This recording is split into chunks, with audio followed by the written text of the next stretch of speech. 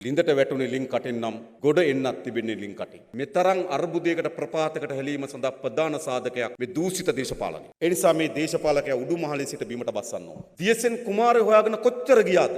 තනි පුද්ගලයන්ට මේ රට ගොඩ ගන්න බෑ. අපි සූදානම් මේ රට බාර ගන්න. ඒ වගේම අපි සූදානම් මේ රට හදන්න. අද අපේ රටත් එහි වෙසෙන ජනතාව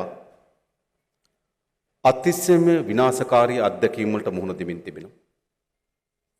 දශක ගණනාවක් මුළුල්ලේ අනුගමනය කරන ලද ආර්ථික සහ දේශපාලන ප්‍රතිපත්ති රටකට විය හැකි ජනතාවකට විය හැකි සියලුම පන්නේ විනාශයන් අත්පත් කොට දී හමාරයි.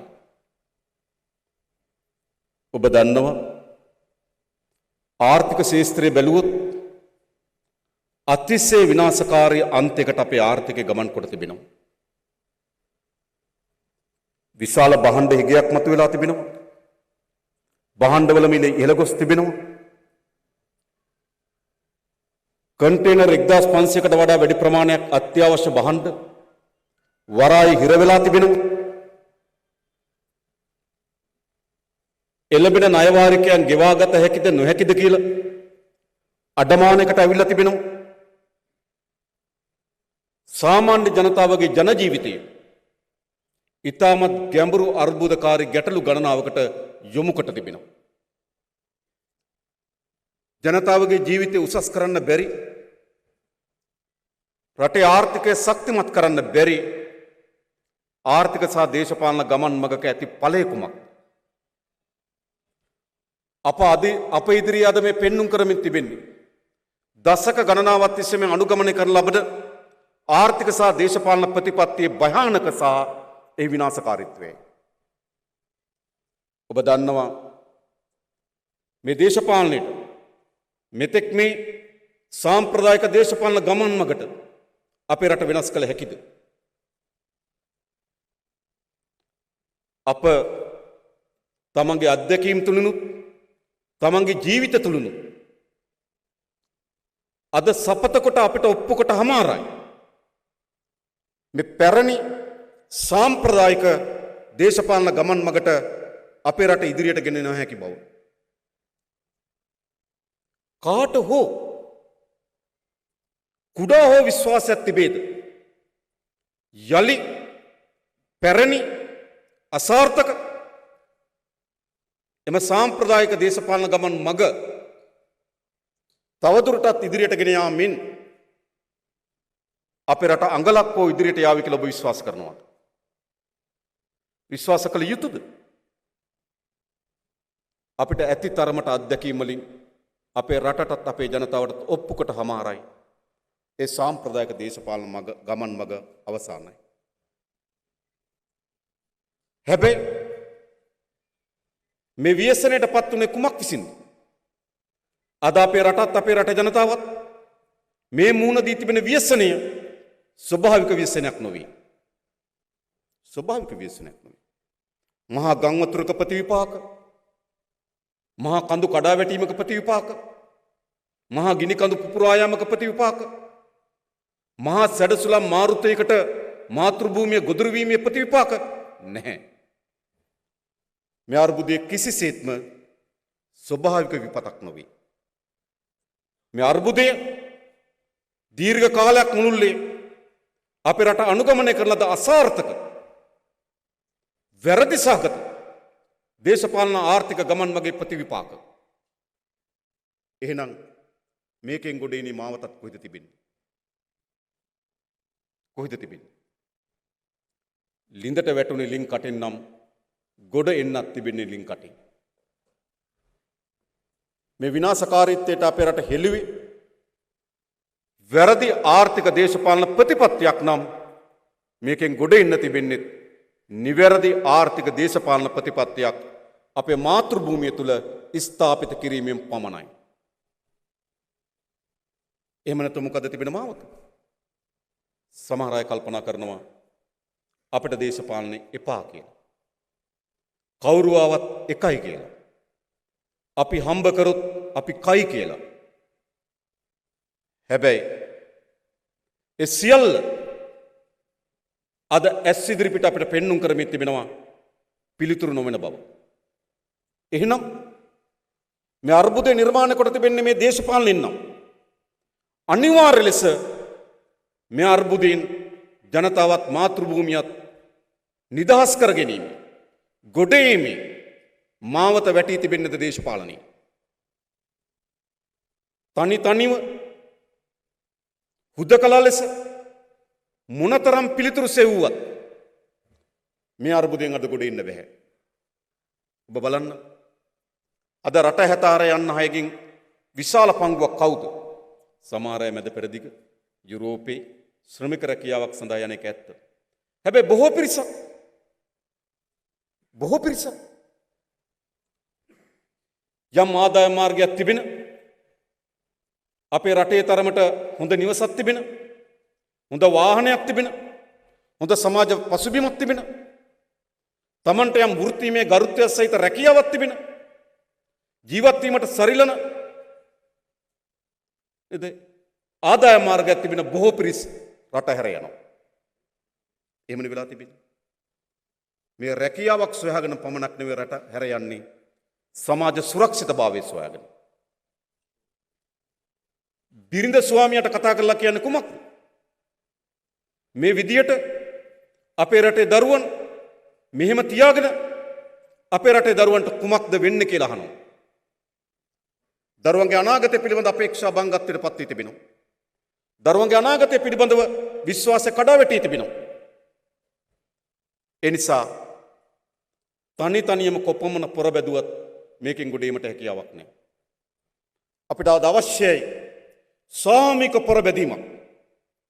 මේ ජාතික ජනබලවේගයේ මේ වේදිකාව සකස් වෙලා තිබෙන්නේ ඒ සාමික පොර බැදීමට උර දෙන්න පුළුවන් මහා අවංකභාවයක්, මානසිකවාදයක්, කැපකිරීමක්, පරිත්‍යාගයක්, දුස්තියක් තිබෙන මිනිසුන්ගෙන් තමයි මේ වේදිකාව සමන් වෙලා තිබෙන්නේ. මේක වෙනස් කරන්න.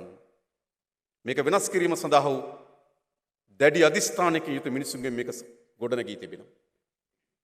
මෙතනින් ඔබට මේ රටේ සියලු ජනතාව පෙළගස්සන්න පුළුවන්, ඒකරාශී කරන්න පුළුවන් මහජන ව්‍යාපාරයක් බවට අප සහ ඔබ එක්ව මේ ජාතික ජන බලවේගයේ ගොඩනගන බව ඔබ අපට සාතික කොට ප්‍රකාශ කරනවා. ඒක කරන්න ඕන. එසේ නැත්නම් කාට හෝ කෙනෙකුට අතෝසවා කියන්න පුළුවන්ද මේට වඩා වෙනස් මාවතක් තිබෙන බව? පැරණි සාම්ප්‍රදායික දේශපාලන ගමන් මගේම යා යුතු බව හැම කෙනාගේම හදවත තට්ටු කරලා අහන්න. හැම කෙනාගේම තමන්ගේ අත්දැකීම් වලට තට්ටු කරලා අහන්න. හැම කෙනාටම ඕනෑවට වඩා වැඩියෙන් ඒත්තු වෙනවා මේ විනාශකාරී දේශපාලන ගමන් මගෙන් අපේ රට වෙනස් කළ යුතු බව. මොකද තනිතරිය පොරබැදීමෙන් මේකෙන් පළක් නැහැ. වැද්දාගේ වීසිදලට අහුණු වටුරැල තනි වටුවා ඉගෙලෙන්න මොන තරම් උත්සාහ කරාද? තනිය වටුවා ඉගෙලෙන්න මොන තරම් උත්සාහ කරත් එම දැලෙන් ගැලවී යාමට උන්ට හැකියාවක් ලැබුණේ නැහැ. හැබැයි අවසානයේදී එතන හිටපු බෝධිසත්ව වටුවාණන් කියනවා නැහැ. තනියම ඉගිලී යාමට මොන තරම් පොරබැදුවක් පළක් නැහැ. අපි මේ දඩයක් කරුවාගේ දැලෙන් නිදහස් වෙන්න නම් අපි සාමූහික පොරබදන්න ඕන. ඒම තමයි අද අපට තිබෙන්නේ. තනියම නෙවෙයි. අපි සාමූහික ප්‍රයත්නයක යෙදෙමු. අපේ රටත් අපේ රටේ ජනතාවත් මේට වඩා සංවර්ධනයක් වූ රටක අපේක්ෂාවන් පිරුණු රටක සහෝදරත්වයෙන් සමගියෙන් ජීවත් වීම සඳහා අවශ්‍ය වෙන ව්‍යාපාරය ගොඩනගමු. ඒ සඳහා සහතික වශයෙන් අපි බලය අත්පත් කරගමු. අපි එකක් කියන්නේ ලෑස්ති. අපි සූදානම් මේ රට බාර ගන්න.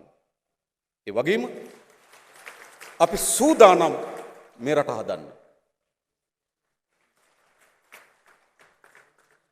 ඒ පිළිබඳ අවංක සත් උවමනාවක් තිබෙනවා අපිට. මේ වේදිකාවේ ඉන්න කිසිවෙක්, මෙතෙන්ට සහභාගී වී ඉන්න ඔබ කිසිවෙක් තනි පෞද්ගලික උවමනාවක් මත මෙතෙන් සහභාගී වුණා නෙවෙයි. අපි හැම කෙනාම එකට ගැටගසන හූයක් තිබෙනවා. අපි හැම කෙනාම එකට ගැටගසන දම්වැලක් තිබෙනවා. ඒ දම්වැල තමයි මේ රට බාරගන්න සූදානම්, මේ රට ගොඩනගන්න සූදානම්.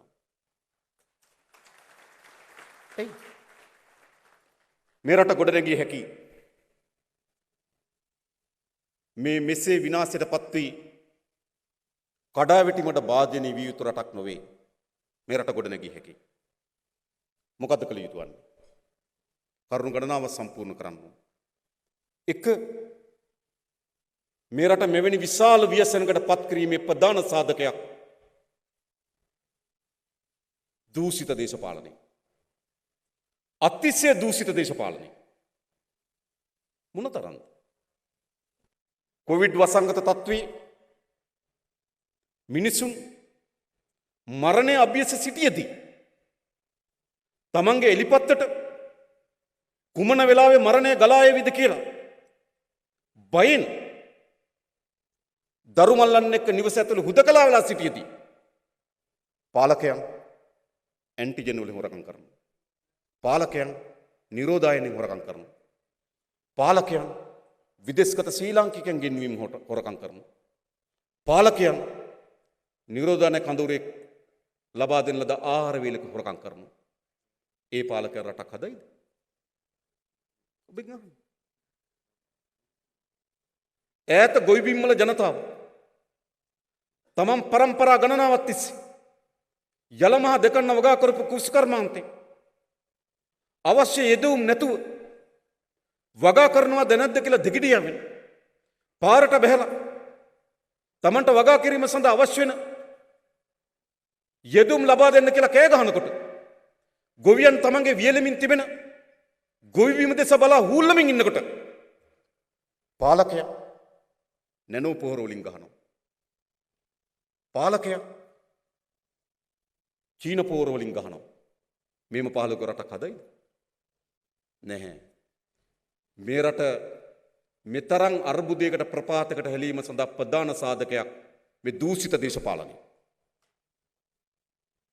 අපේ හිටපු විගණකාධිපතිතුමා ඉන්නේ. එතුමා ඕනෑවටත් වඩා වැඩියෙන් විගණනය කරලා ඇති මේ දූෂණයේ බර සහ ප්‍රමාණය. කෝප් කමිටුව හිටපු සභාපති අපේ හඳුන්වන සහෝදරයෙක් ඉන්නවා. ඒ වසර කීපය තුල මේ දූෂණය වෙලාගෙන තිබෙන ප්‍රමාණය පිළිබඳව ඇතිතරම් දත්ත තොරතුරු ඉදිරිපත් කොට තිබෙනවා. ඔබ කිසිවෙක් කෝ කල්පනා කරනවද මේ දූෂිත දේශපාලනයත් එක්ක අපේ රට ගොඩනගිය හැකි කියලා?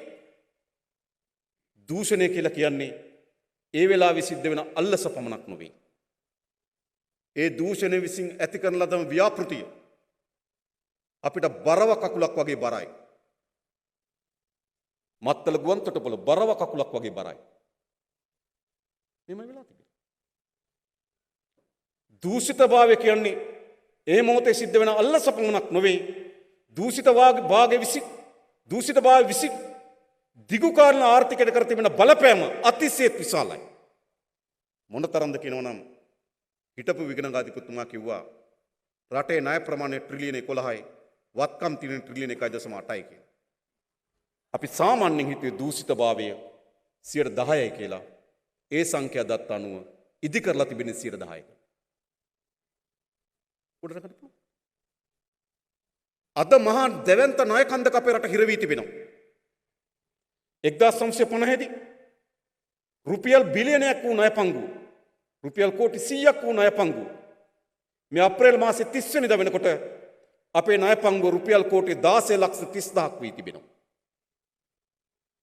අපි අහන්නේ කෝ ඒ ධනෙ? කෝ ඒ ධනෙ?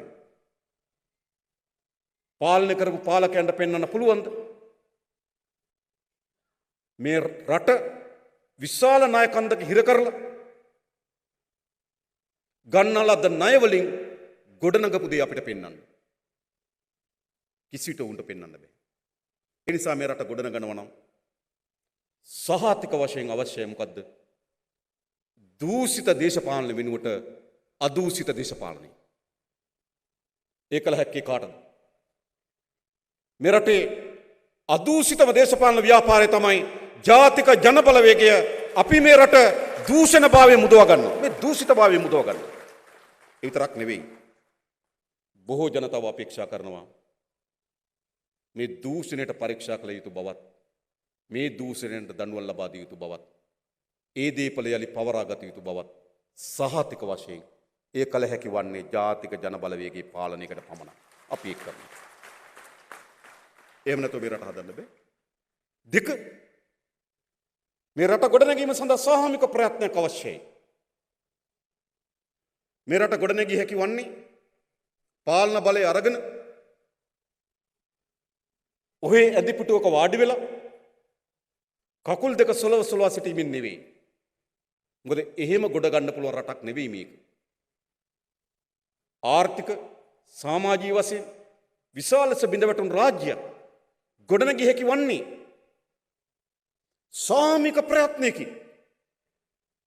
මොනතරම් අපේ රටේ ජනතාව තනි තනි පුද්ගලයන් පස්සේ දුවගෙන ගියාද? දියසෙන් කුමාරය හොයාගෙන කොච්චර ගියාද?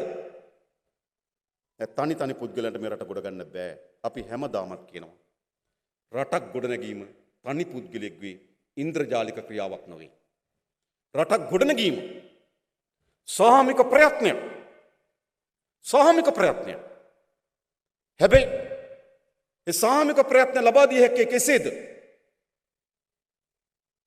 අපි දැක්ක ඔගොල්ලෝ පසුගිය ජනාධිපතිවරණ මහා චන්දිදී මේ රට ගොඩනැගීම පිළිබඳ විශාල අපේක්ෂාවන් සහ බලාපොරොත්තු සහිතව මාස දෙක තුන වැඩ කරලා පඩි එකතු කරලා චාටර් ෆ්ලයිට් එකක් අරන් ආව කතිරයක් ගහලා යන්න රට ගොඩනගන්න. චිත්‍රය ඇඳපු දරුවෝ විශාල බලාපොරොත්තු සහිත පාරේ චිත්‍රය ඇඳලා රට ගොඩනගන්න. තරුණයන් කුඹුරට බහැලා පුරන් කුඹුරු අස්සද්දවුවා රට ගොඩනගන්න. ඇන්ටන් චෙකොව් කියනවා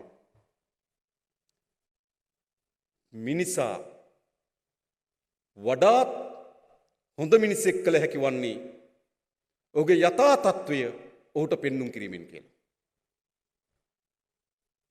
මිනිසා ස්වභාවිකව හොරෙක් නෙවෙයි. මිනිසා ස්වභාවිකව දූෂිතෙක් නෙවෙයි. මිනිසා ස්වභාවිකව පීඩකෙක් නෙවෙයි. මිනිසා ස්වභාවිකව සෞම්‍යයි. මිනිසා ස්වභාවිකව අපේක්ෂා සහගතයි. මිනිසා ස්වභාවිකව ප්‍රභාස්වරයි. හැබැයි ඒ මිනිසා මේ ව්‍යසනට අද දැම්මේ කවුද?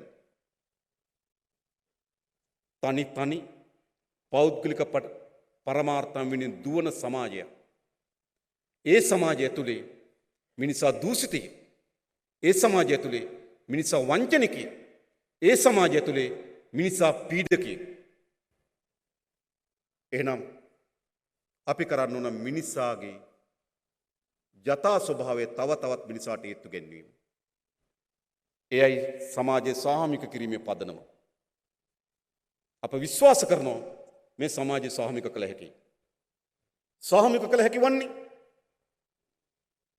දේශපාලන උඩුමහලේ සිට බිමට බහින්න ඕන. අද අපේ රටේ දේශපාලන කියලා කියන්නේ අතිශය වරප්‍රසාදලා තනතුරක්. ඔව් අපේ රටේ නීතියට යටත් නැහැ. නීතියට යටත්? නීතියට යටත් නැහැ. අසල්වැසි රටවල් ගණනාවක අගමැතිවරු හිරේ ගියා. හැබැයි අපේ රටේ කවුරුත් හිරේ යන්නේ නේ. එයි මේ දේශපාලකයන් නීතියට යටත් නැහැ. මේ දේශපාලකයන් අතිශය දූෂිතයි. මේ දේශපාලකයන් අතිශය වරප්‍රසාදල පුරවැසියි. එනිසා මේ දේශපාලකයා උඩුමහලේ සිට බිමට බස්සන්න ඕන. බස්සලා පොදු ජනයාත් එක්ක උරෙන් උර ගැටි සමානව ඉඳගෙන සම කොටස්කරුවන් ලෙස මේ සමාජය ගොඩනගන ක්‍රියාකාරකයෙක් බවට පත් කරන්න ඕන. දේශපාලකයා උඩුමහලේ ඉඳලා පුරවැසියන්ට කියන්න බෑ සාමික වෙමු කියලා. දේශපාලන වරප්‍රසාදල තනතුරක් වෙලා දේශපාලන නීතියට වඩා උඩින් ඉන්න තනතුරක් වෙලා රට ගොඩනගමු කියන්න බෑ. රට ගොඩනැගිය හැකි වන්නේ අපි හැමදෙනාම දේශපාලකයෙක් හැටියට මට පැවරී තිබෙන කාර්යභාරය වෘත්තිකයෙක් හැටියට ඔබට පැවරී තිබෙන කාර්යභාරය, ව්‍යවසායකයෙක් හැටියට ඔබට පැවරී තිබෙන කාර්යභාරය, ගොවිතැනේ යෙදෙන ගොවි ජනතාව, දීවර රස්සාවේ යෙදෙන දීවරය, තරුණ ව්‍යවසායකය, ඔවුන්ට පැවරී තිබෙන කාර්යභාරය සාමික යොදවන්න ඕන. එසේ නැතුව උඩ ඉන්න වරප්‍රසාදලත් තනතුරක් නෙවෙයි දේශපාලනය. නිසා එතනින් බිමට බස්සන්න ඕන. ගොඩක් ඒවා පිය නැති කරන්න ඕන.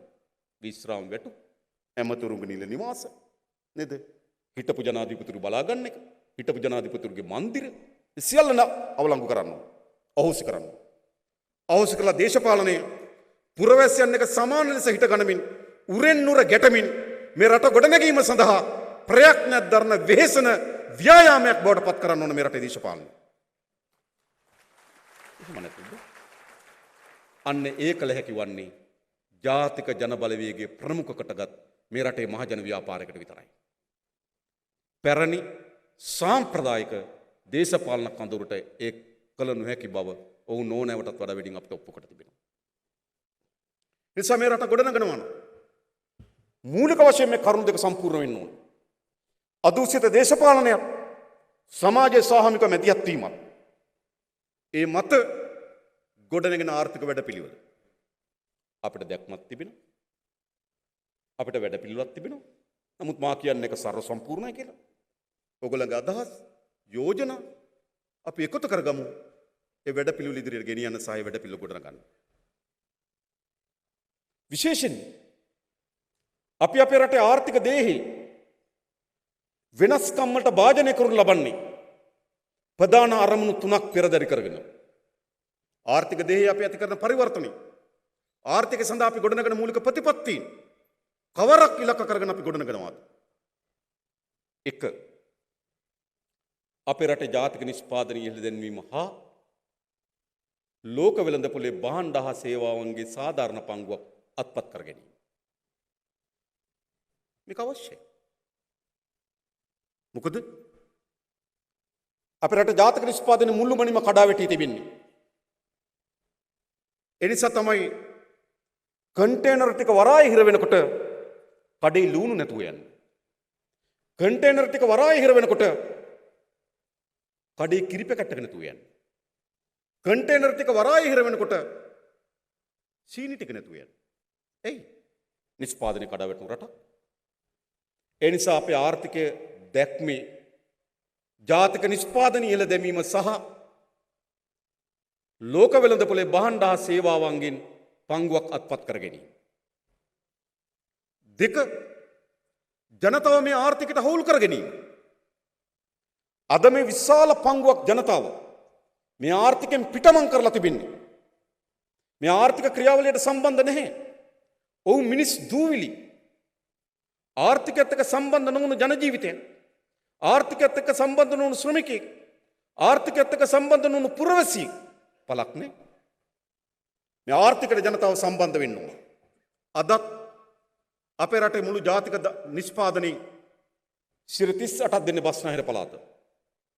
5% දෙන්නේ උතුරු මැද පළාත. උතුරු මැද පළාත රටේ ජාතික නිෂ්පාදනයේට 5.5ක දායකත්වය සපයන. බස්නාහිර පළාත ජාතික නිෂ්පාදනයේ 38ක දායකත්වය සපයනවා. ඒකෙන් කියන්නේ කුමක්ද? ආර්ථිකය ප්‍රසාරණය වෙලා නැහැ. ආර්ථිකය පැතිරිලා නැහැ. ජනතාව ආර්ථිකයට සමාන්කාරව සම්බන්ධ වෙලා නැහැ.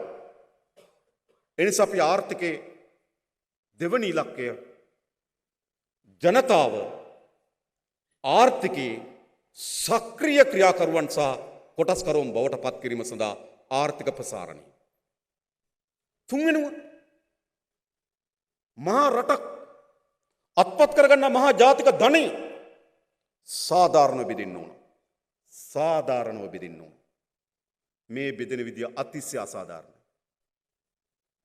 උඩම ඉන්න 10% අපේ රට ජාතික ධනෙන් 38.4 භුක්ති විඳිනවා. පහළම ඉන්න 10%ට හම් වෙන්නේ රටේ ජාතික ධනෙන් 1.1යි. යුක්ති සාධක. යුක්ති සාධක. අපි ඔක්කොම එකතු වෙලා ලොකු පාන් ගෙඩියක් හදනවා. එක්කෙනෙක් දර ගේනවා, තව කෙනෙක් පිටි යනනවා, තව කෙනෙක් වතුර ගේනවා, තව කෙනෙක් ගිනි අවුලනවා, තව කෙනෙක් පිටි ගන්න සල්ලි දෙනවා. අපි ඔක්කොම එකතු වෙලා මේ ලොකු පාංගෙඩියක් හදනවා. මේ පාංගෙඩිය පෙති 100කට කපනවා. කැපුවාම 10 දිනක් පෙති 38.4ක් භුක්ති විඳිනවා. තව 10 දිනක් පෙත්තයි අනිත් පෙත්තෙන් පොඩ්ඩයි භුක්ති විඳිනවා. සාධාරණද? සාධාරණ නැහැ. ආර්ථික වර්ධනයක් අත්පත් කරගන්නවා වගේම ආර්ථික ප්‍රසාරණයක් අත්පත් කරගන්නවා වගේම ආර්ථික සාධාරණ බෙදිය යුතුයි. ආර්ථික සාධාරණ නොබෙදීමෙන් සමාජ දෙහයක් යාපත් වෙන්නේ නැහැ. සමාජ දෙහයක ස්ථාවරය රඳා පවතින්නේ. ආර්ථිකයේ මොනතරම් ප්‍රමාණයකට සාධාරණ බෙදන්න පුළුවන්ද බැරිද කියන සාධකයේ මත ඈත ගම්වල පුරවැසියන්ට බලන්න. මිනිසුගේ මූලික අවශ්‍යතා ටික සම්පූර්ණ කරන්න ඕන. ඒ අපි බාර ගන්න. මූලික අවශ්‍යතාවය. ඉන්න නිවහන, ජීවත් වෙන්න ආදායම් මාර්ගය, දරුවන්ට හොඳ අධ්‍යාපනය, නිරෝගී සම්පන්න ජීවිතයක් වෙනුවෙන් සෞඛ්‍ය සේවාව, මානසික නිදහස. මේ මූලික කරුණු පහද පුරවැසියන් කී දෙනෙකුට තියෙනවද? ඈත ග්‍රාමීය ජනතාවගේ ජන ජීවිතය ඔබ ගිහිල්ලා බලන්න. ඔවුන්ට තිබෙනවාද? ඉන්න නිවහන, ආදායම් මාර්ගය, නිරෝගී සම්පන්න ජීවිතය, දරුවන්ට අධ්‍යාපනය, මානසික නිදහස කිසිවක් නැහැ. ඔවුන් මිනිසුන් නෙවෙයි. එනිසා මේ කරුණු තුන අපි පාදක කරගන්න. මේ රටේ ආර්ථික පදනම හදන්න. ඊළඟ ආර්ථික සංවර්ධනයේදී ලෝකේ ඕනෑම රටක් තව රටක ආර්ථික කොපියක් ගලපන්න බෑ. ඕනෑම රටක. ලෝකේ ඕනෑම රටක් තමන්ගේ ආර්ථික උපාය මාර්ගය සකස් කරන්න, තමන්ගේ ආර්ථික සංවර්ධන සලස්ම සකස් කරන්න ප්‍රධාන සාධක ගණනාවක් මත එක පිහිටීම. අපේ රට ඉතාමත් වැදගත් තැනක පිහිටා තිබෙන්නේ. ප්‍රධාන මුදු මාර්ග 4ක් ආසන්නයේ යුරෝපය, ඉන්දියාව, ඕස්ට්‍රේලියාව ඈත පෙරදිග. වසරකට නැව් 36000ක් ගමන් කරනවා. ලෝක වෙළඳාමින් 30ක් මේ මුහුදු මාර්ග 4 සිදු වෙනවා. එනිසා ඉතාමත් වැදගත් වෙළඳ මධ්‍යස්ථානයක් ලෙස ගොඩනැගිය හැකි ස්ථානයක් ලෙස අපේ රට පිහිටා තිබෙනවා. එනිසා අපේ රටේ සංවර්ධනයේදී අපේ රටේ පිහිටීම අපි උපයෝග කරගන්න ඉදිරියට යන්න. දෙක, අපේ රටේ ස්වභාවික සම්පත්, ඕනෑම රටක ස්වභාවික සම්පත්. අපිට විශාල වාණිජ සම්පත් නේ. තෙල්, ගෑස්, ගල් ලඟුරු, රත්තරන් නිදි, තුත්තනායක නිදි, තඹ නිදි අපිට නැහැ. ඒත් අපිට අපේ රට වගේ අටගුණයක මහා සාගරයක් තිබෙනවා. ඒක සම්පත් ආකරයක්. ඒ වගේ ඉතාමත් මනරම් හොඳ වෙරළ තීරයක් තිබෙනවා. ප්‍රධාන දේශගුණ කලාප 3ක් තිබෙනවා. khනිජ සම්පත් ප්‍රමාණයක් තිබෙනවා. යලමහා දෙකන්න වගා කරන්න පුළුවන් මෝසන් දෙක වර්ෂාවක් තිබෙනවා. අතරමැදි පෝෂක වර්ෂාවක් තිබෙනවා. ඒ වගේම මහා ශාස්ත්‍රික මහ පොළොවක් තිබෙනවා. සමකයේ ආසන්න පිහිටීමේ හේතු කොටගෙන හොඳ සූර්යාලෝකයක් තිබෙනවා. ඒ නිසා ඒ සියල්ලම ගත්තොත් අපි වාසනාවන්තයි. ඒ නිසා අපේ ආර්ථික සංවර්ධන මාවතේදී අපේ රටේ පිහිටීමත් අපේ රටේ ස්වභාවිකත්වය අපි උපයෝග කරගෙන අපේ සංවර්ධන සලස්ම හදන්න. තුන්වෙනිම අපේ රටේ මානව සම්පත. මේක තමයි අපේ රට ගොඩනැගීම සඳහා තියෙන වැදගත්ම සම්පත, මානව සම්පත. ලෝකේ ජනගණත්වය අනුව අපේ රට 24 වෙනි තැන. 24 වෙනි තැන. ඒක විශාල ජනගණත්වයක් තිබෙනවා. වර්ග කිලෝමීටරක ආසන්න වශයෙන් 340ක් විතර ජීවත් වෙනවා. නා ප්‍රධානම සම්පත කුමක්ද? මේ මානව සම්පත. එහෙනම් මොකද්ද කළ යුතු වන්නේ? මේ මානව සම්පත දිනු කිරීම තමයි අපේ ආර්ථික උපාය මාර්ගයේ වැදගත්ම සාධකය. මානව සම්පත දිනු කරන්න ප්‍රධාන සාධක 3ක් සම්පූර්ණ කරන්න ඕන. 1 අධ්‍යාපනය, 2 සෞඛ්‍යය, 3 ක්‍රීඩාව. අද කොතනද තිබෙන්නේ? අධ්‍යාපනය අද පාසල් 10000 ගණනක් තිබුණත් මා දැක්ක 2018 වාර්තාවක් ආවා. පළවෙනි පන්තියට එකම ඉල්ලුම් පත්‍රයක්වත් නොලැබුණු පාසල් 400 ගණනක් තිබුණා.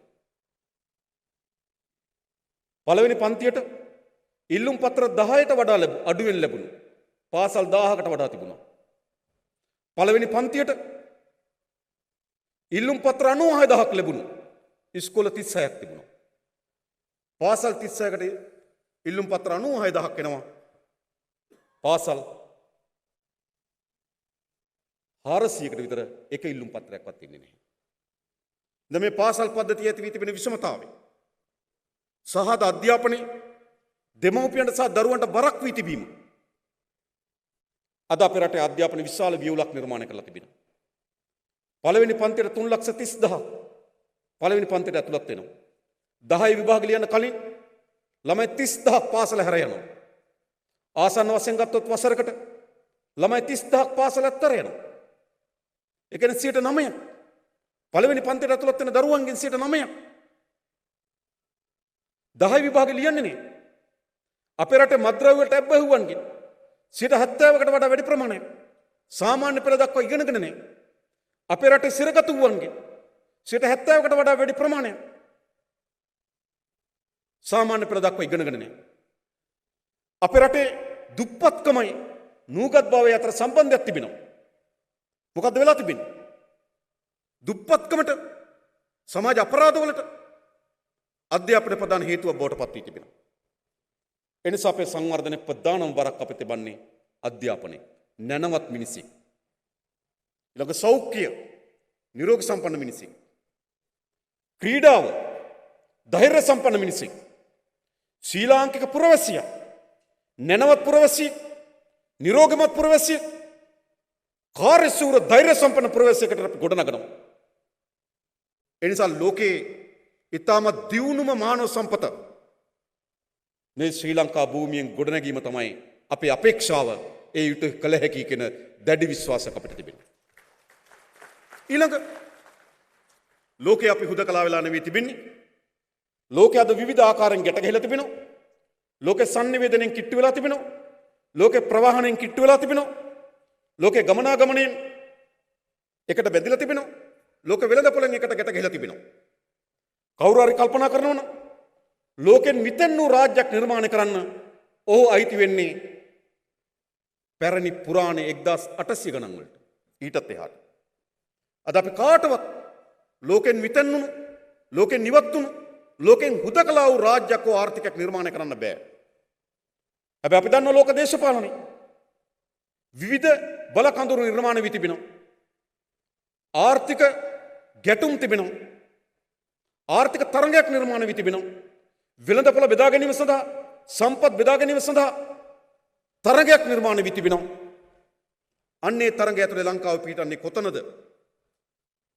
දශක ගණනාවක් තිස්සේ අපේ රටේ මේ පාලකයන් අනුගමනය කළ විදේශ ප්‍රතිපත්තිය වැරදි. අපි එක් එක් රටවල ගුලට ඇතුල් වෙලා තිබෙන්නේ. ගුලට ඇතුල් වෙලා තිබෙන්නේ. ඒක තමයි චීනට හම්බන්තොට වරාය දීපුවහම ඉන්දියාව ඉල්ලන්නේ නැගෙනහිර වරාය, ඇමරිකාව ඉල්ලන්නේ කරවලපිටිය බලාගාරය. වැරදි ආර්ථික සහ විදේශ ප්‍රතිපත්ති. එනිසා අපි තාමත් පුළුල් දැක්මක් සහ වැඩපිළිවෙල සහිතව මේ ඇදගෙන ගොස් තිබෙන ගුලට රිංගවා තිබෙන මේ විදේශ ප්‍රතිපත්ති වෙනුවට නැවුම් නොබැදි සෑම රාජ්‍යයක් එකම පෞරුෂයෙන් ගනුදෙනු කරන්න පුළුවන් විදේශ ප්‍රතිපත්තියක් අපේ ආර්ථික වැඩපිළිවෙලත් එක්ක අපි සම්බන්ධ කරනවා. වැදගත්. ඊළඟ අපේ රටේ ශිෂ්ටාචාරය. ඕනෑම රටක් තමන්ගේ රට ගොඩනැගුණු ශිෂ්ටාචාරය වැදගත්. අපි දන්නවා අපේ රට ගොඩනැගුණේ කොහොමද? මල්වත්තු අසබඩ, අනුරාධ ග්‍රාම, විජිත නේද? කලාවේ අසබඩ, විජිත ග්‍රාම නේද? අපේ වාරි කර්මාන්තේ, අපේ රජ්ජුරුවන් ගැන අපි බලන්නේ. ඔවුන් වාරි කර්මාන්තේ කොච්චර හැදුවද කියන එක. අපි බසවක් කුලම් වැව, එතකොට අපේ වසඹ රජ්ජුරු, කලා වැව, අපිට දාත් සෙන රජ්ජුරු, අදත් මින්නීරිය ජනතාව නේද? මින්නීරිය දෙවියන් ලෙස හදාහන මහසෙන් රජ්ජුරු නේද? මින්නීරිය ජලාශය, පරාක්‍රම බාහු රජ්ජුරු, පරාක්‍රම ජලාශය නේද? ඉතින් මෙහිම අපේ ශිෂ්ටාචාරය වාරි කර්මාන්ත කුෂ්කර්මාන්ත මත පදනම් වී තිබෙනවා. අදත් අපේ රටේ ශ්‍රම බලකායෙන් 28ක් කුෂ්කර්මාන්තයි. අපේ රටේ අපනයන ආදායමෙන් 25ක් කුෂ්කර්මාන්තයි. අපේ රටේ ඉඩම් වලින් 11ක් කුෂ්කර්මාන්තයි. අපේ රටේ කර්මාන්ත වලින් 25ක් කුෂ්කර්මාන්ත පදනම් වුණු කර්මාන්ත. එනිසා අපි හිතන අපේ රටේ ආර්ථික සංවර්ධනයේ වැදගත් ශේෂ්ත්‍රයක් කුෂ්කර්මාන්තය. අපේ රටේ ආහාර සුරක්ෂිතභාවයත් ග්‍රාමීය ජනතාවගේ ජන ජීවිතය උසස් කිරීම වෙනුවෙන් මේ කුෂ්කර්මාන්තයේ අලුත් පරිවර්තනයක් අපි ඇති කරනවා.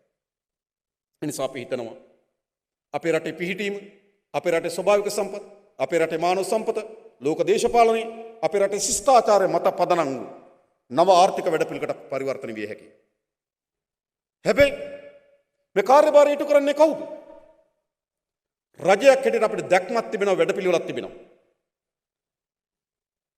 රජය සතු වෙන දැක්ම සහ වැඩපිළිවෙල ක්‍රියාවට නගන්නේ කවුද? ව්‍යවසායකය. ඒ සඳහා අපි ආරාධනා කරන්න ඕන. රජය තමයි ඉලක්ක හදන්නේ. අපේ කිරි නිෂ්පාදන අපි මෙතෙන්ට ගෙනිනවා. අපේ ඉදිකිරීම් කර්මාන්ත අපි මෙතෙන්ට ගෙනවනවා. ව්‍යවසායකයට අපි ආරාධනා කරනවා. රජය විසින් හදන ලද ඉලක්ක සහගත වැඩපිළිවෙලට ව්‍යාපාරික ව්‍යවසායක කර්මාන්තකරුවෝ අපි ආරාධනා කරනවා. අද කර්මාන්තකරුවන්ට සිදු වී තිබෙන්නේ කුමක්ද? අද කර්මාන්තකරුවන්ට හෙට ආර්ථිකය සිද්ධ වෙන්නේ මොකද්ද කියලා දන්නේ නැහැ. ආර්ථිකේ කවර චලනයක් සිද්ධ වෙයිද කියලා අවබෝධයක් නැහැ. ඒ නිසා අලුත් ව්‍යාපෘතියකට අත ගහන්නේ නැහැ. අලුත් කර්මාන්තශාලාවකට අත ගහන්නේ නැහැ. අත ගහන්න කලින් මොකද කරන්නේ? ඥානක් හම්බෙන්න යනවා.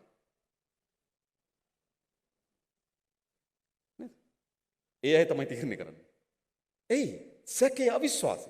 හැබැයි රජය විසින් හදන ආර්ථික දැක්මකට, රජය විසින් හදන ආර්ථික ක්‍රියාවලියකට, මධ්‍යගත සැලසුම් ක්‍රියාවලියකට අපේ රටේ ව්‍යවසායකය, තරුණ ව්‍යවසායකය, වෘත්තීයවේදියා, ගෝවිය, කම්කරුවා, දේශපාලනී, රාජ්‍ය සේවය මේ සියල්ල ඒකාබද්ධව මෙහෙවනවා. අවුරුදු 5-6ක් මේ දැක්ම සහිත මේ රට මෙහෙවුවොත් සහතික වශයෙන් අපේ රට ඉතාම ශක්තිමත් ආර්ථික සහිත රටක් බවට පරිවර්තනය කළ හැකියි. කරන්න පුළුවන්.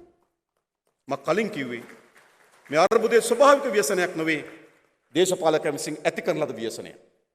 ඒ නිසා අපි මේ රටේ පුරවැසියන්ට ආරාධනා කරන්න. විවිධ දේශපාලන ව්‍යාපාරයන් එක්ක, විවිධ දේශපාලන කඳුරුත් එක්ක වැඩ කරන්නේ නැති. වැරදි නෑ. පුරවැසියන්ට හැමදාමත් තිබුණ යහපත් බලාපොරොත්තුව. කිසිදු පුරවැසියෙක් ඡන්ද පොළට ගිහලා කතරයක් ගෙවුවේ හොරකම් කරන්න කියලා. කිසිදු පුරවැසියෙක් ඡන්ද පොළට ගිහලා කතරයක් ගෙවුවේ අපේ රට ණයවලට හිර කරන්න කියලා. කිසිදු පුරවැසියෙක් ඡන්ද පොළට ගිහලා කතරයක් ගෙවුවේ නිෂ්පාදනය කඩාවට්ටන්න කියලා. කිසිදු පුරවැසියෙක් ඡන්ද පොළට ගිහලා කතරයක් ගෙවුවේ අපේ රටේ ජාතික සම්පත් විකුණන්න කියලා. කිසිදු පුරවැසියෙක් ඡන්ද පොළට ගිහලා කතරයක් ගෙවුවේ නැහැ නේද? අපේ රට මේ තරම් විනාශකාරීත්වයට ඇදගෙන යන්න කියලා. හැම පුරවැසියම කතර ගෙවුවේ යහපත් අපේක්ෂාවෙන්, යහපත් බලාපොරොත්තු වලින්. හැබැයි මොකද සිදු වී තිබෙන්නේ? ඡන්දදායකයට පුරවැසියට තිබුණු අපේක්ෂාව, පුරවැසියට තිබුණු බලාපොරොත්තුව, පුරවැසියට තිබුණු සුබ සිහිනයක් වෙනුවට පාලකයට වෙන සිහිනයක් තිබුණා. ඕකට තිබුණ ඔහුගේ පවුල නේද? පඩිපෙළ හැටියට තියන්න ඊළඟ නේද? මේ දශකේ මෙයා, ඊළඟ දශකේ මෙයා, ඊළඟ දශකේ මුණුබුරාවා දක්වා පෙළ ගස්සන්න. පාලකයාගේ වුමනාව.